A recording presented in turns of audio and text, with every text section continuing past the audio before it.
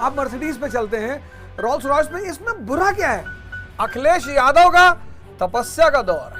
मैं सोचता हूं अखिलेश यादव जैसा ही प्रधानमंत्री होना चाहिए। अगर इतना विजनरी लीडर है वो आदमी, ये सब भविष्य के बड़े अच्छे नेता हैं। मजाक उड़ाने की कोई बात अलग है, शिक्षा नौकर बनाने के लिए थोड़ी है।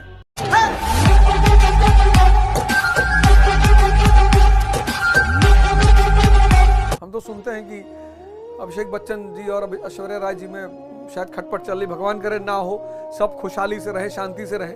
कितने लोग सोचते होंगे अभी भी कि मौका मिले तो ऐश्वर्या जी से शादी कर ले, और जिनके पास है, घड़ी गिर गई रोना नहीं है, पैसा खो गया रोना नहीं है, राजमहल में भी रहेंगे तो आनंद से रहेंगे, झोपड़ी में भी रहेंगे तो आनंद से रहेंगे, आनंद में फर्क नहीं पड़ेगा। तो मैं ईश्वर से प्रार्थना करता हूं कि जैसे ईश्वर ने, सदगुरु ने मेरे जीवन में परिवर्तन को अंजाम दिया, मेरे जीवन को एक दिशा दी, ऐसे आप सभी लोगों के जीवन में क्रांतिकारी परिवर्तन हो।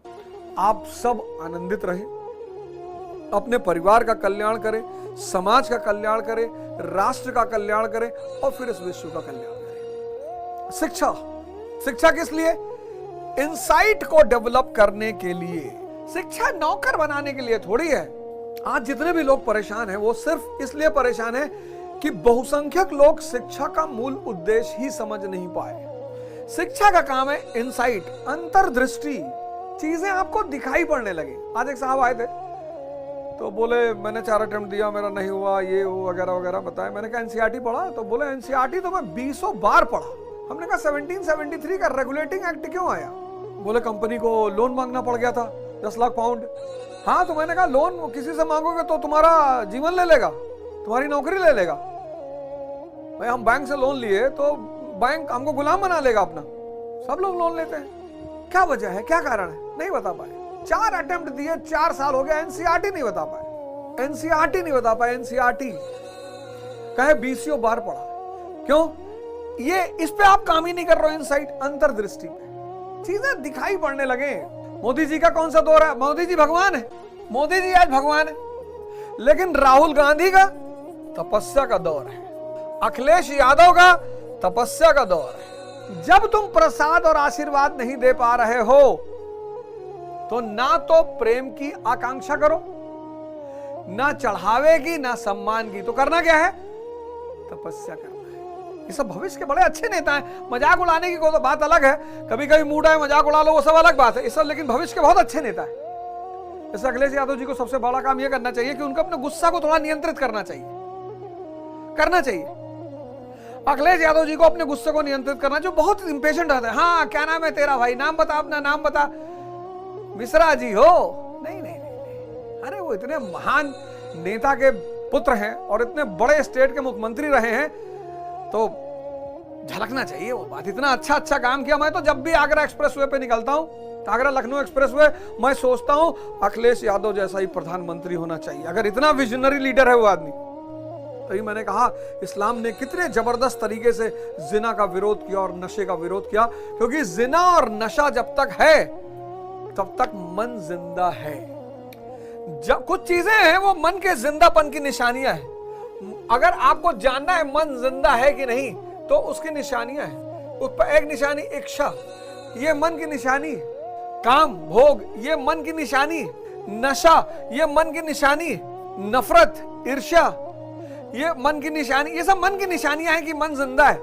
इसीलिए जब कोई अध्यात्म के रास्ते पे चलता है तो उसको बड़ी चुनौतियों का सामना करना पड़ता है, बड़ी गाली सुननी पड़ती है। इसलिए नहीं कि लोग उससे नाराज हैं ना, ये परीक्षा होती है उसकी कि अगर तुम मन से बाहर जा चुके हो तो तुम्हारे ऊपर इसका कोई फर्क नहीं पड़ेगा। आप देखो जितने भी संत महात्मा हुए, जितने भी जागृत पुरुष हुए, सबका जीवन चुनौतियों से भरा था। आप एक नजर से देखोगे ना तो बड़ा कष्ट। आपको लगा यार बताओ, महावीर के कान में कील ठोकने क्या जरूरत थी? उनके कान में कील ठोक दिया, पागल हाथी दौड़ा दिए, कुत्ते पागल छोड़ दिए, जीसस क्राइस्ट को क्रूसीफाई कर दिया, और क्रूसीफाई होते होते वो व्यक्ति क्षमा मांग रहा है कि भगवान इनको क्षमा कर। ये सब मन के बाहर की स्थिति है। मन जब तक जिंदा रहेगा तब तक ये सारी चीजें जिंदा रहेंगी। आपको कोई पिन लगा दे तो आप गोली मार दो। अर्थ का मतलब यूटिलिटी पैदा करो, उपयोगिता। अर्थ तुम्हारे पास अपने आप आएगा। सोचो ब्लिंकिट कंपनी है, भाई रात में 2 बजे किसी को सोडा मंगाना है, किसी को नमक मंगाना है।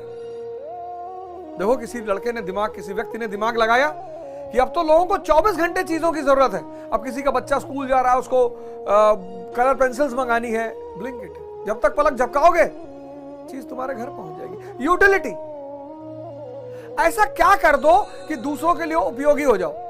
मतलब आप में से बहुत सारे लोग इतना दुखी हो कई सारे मुद्दों पर कि मुझे लगता है कि यार मैं इस दौर से गुजरा हूं, मैं भी ऐसे ही रास्तों से गुजरा हूं। दुनिया में जो भगवान की अवधारणा है वो पता है क्यों है? पूजा करने के लिए नहीं है, बनने के लिए है। ये जो महत्वाकांक्षा की दौड़ है, ये छोटा मोटा भगवान बनने की ही तो दौड़ है। आईएएस बन गए, अब छोटे मोटे भगवान तो बन ही गए।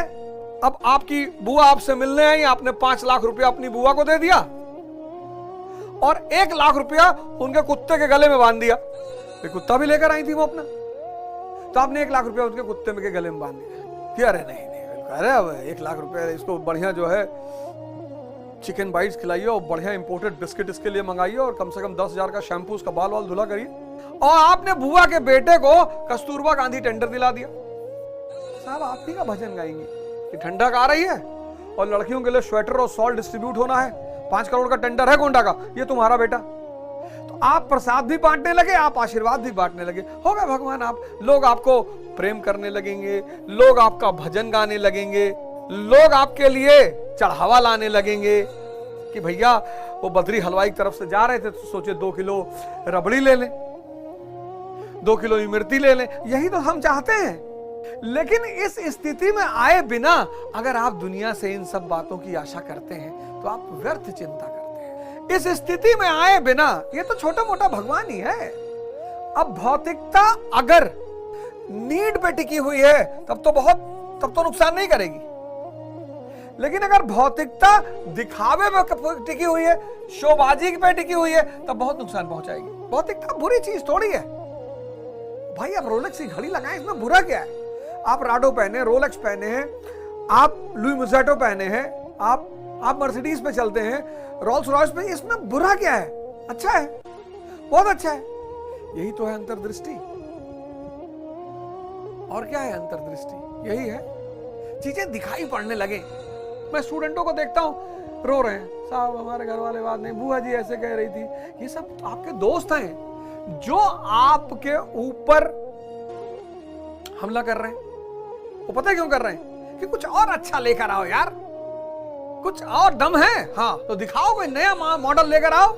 जिनकी उपेक्षा हो रही है उनके उठने की संभावना बहुत ज्यादा है, जिनकी बुराई की जा रही है उनके उठने की संभावना बहुत ज्यादा। बस यही सब चीजों को अगर तुम समझ लो, भगवान कह रहे हैं देखो जिसका कोई इलाज नहीं, तुम बिना भगवान बने चाहते हो कि सब तुम्हें प्रेम करे, सम्मान दे, चढ़ावा चढ़ा, नहीं होगा। काम ही तो व्यक्ति का परिचय है, और क्या परिचय है? मेरी कोई मुलाकात नहीं, मेरी कोई बातचीत नहीं है, कुछ भी नहीं है, लेकिन काम। इस देश में कोई टीचर बनना चाहता है? नहीं, क्योंकि ना उसके हाथ में प्रसाद है, ना उसके हाथ में आशीर्वाद है। भौतिक वाला है तो उसके हाथ में बहुत कुछ, पर चाणक्य जैसा टीचर चाहिए कि प्रलय और निर्माण जिसके गोद में पले। आजकल के बेचारे शिक्षकों को इस देश में वीआईपी का दर्जा मिलना चाहिए। सरकारी स्कूल के शिक्षक, बस प्राइवेट नहीं, सरकारी। जो सरकारी स्कूल के शिक्षक हैं उनको वीआईपी का दर्जा मिलना चाहिए। और फिर देखो 5 साल के अंदर इस देश में शिक्षा का स्तर कितना अच्छा हो जाएगा। एक छोटा सा काम सरकार कर दे कि सिर्फ उन्हें वीआईपी का दर्जा दे दे, फिर देखो 5 साल में इस देश में शिक्षा का स्तर कहां पहुंच जाएगा और कितने बेस्ट ब्रेन्स शिक्षा पढ़ाने की तरफ उन्मुख हो जाएंगे कि नहीं भैया हमको टीचर बनना है। और जिस देश में बेस्ट ब्रेन्स टीचर बनने लगे, वकालत करेंगे सुप्रीम कोर्ट में, इलेक्शन लड़ेंगे। तो वैक्यूम इसलिए वहां आके खड़े हो गए ना